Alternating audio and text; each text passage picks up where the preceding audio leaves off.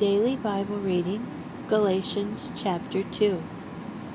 Then after 14 years I again went up to Jerusalem, this time with Barnabas, and I took with me Titus.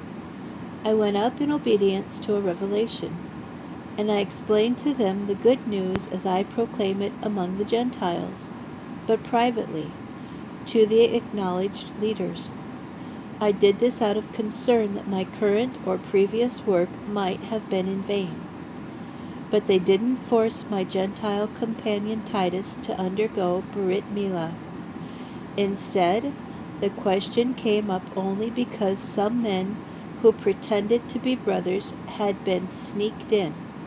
They came in surreptitiously to spy out the freedom we have in the Messiah Yeshua, so that they might enslave us.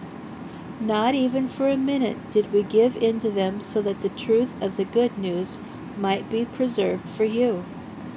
Moreover, those who were the acknowledged leaders, what they were makes no difference to me. God does not judge by outward appearances. These leaders added nothing to me.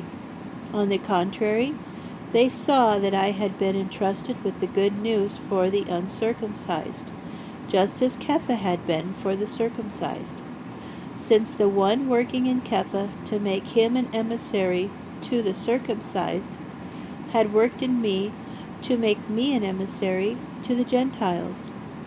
So, having perceived what grace had been given to me, Yaakov, Kepha, and Yochanan, the acknowledged pillars of the community, extended to me and Barnabas the right hand of fellowship, so that we might go to the Gentiles, and they to the circumcised.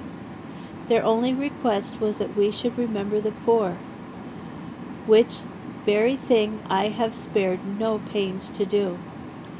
Furthermore, when Kepha came to Antioch, I opposed him publicly, because he was clearly in the wrong. For prior to the arrival of certain people from the community headed by Yaakov, he had been eating with the Gentile believers.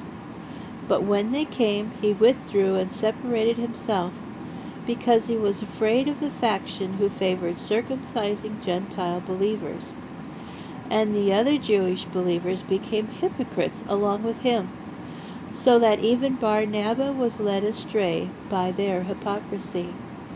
But when I saw that they were not walking a straight path, keeping in line with the truth of the good news, I said to Kepha, right in front of everyone, "If you, who are a Jew, live like a Goy and not like a Jew, why are you forcing the Goyim to live like Jews?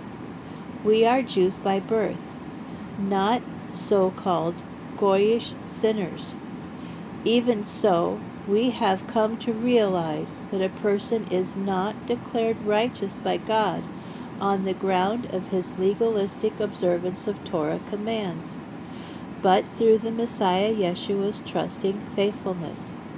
Therefore, we too have put our trust in Messiah Yeshua and become faithful to him, in order that we might be declared righteous on the ground of the Messiah's trusting faithfulness, and not on the ground of our legalistic observance of Torah commands.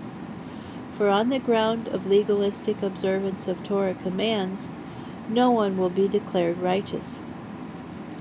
But if, in seeking to be declared righteous by God through our union with the Messiah, we ourselves are indeed found to be sinners, then is the Messiah an aider and abetter of sin? Heaven forbid!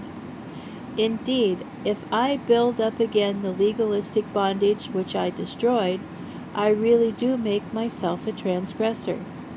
For it was through letting the Torah speak for itself that I died to its traditional legalistic misinterpretation, so that I might live in direct relationship with God.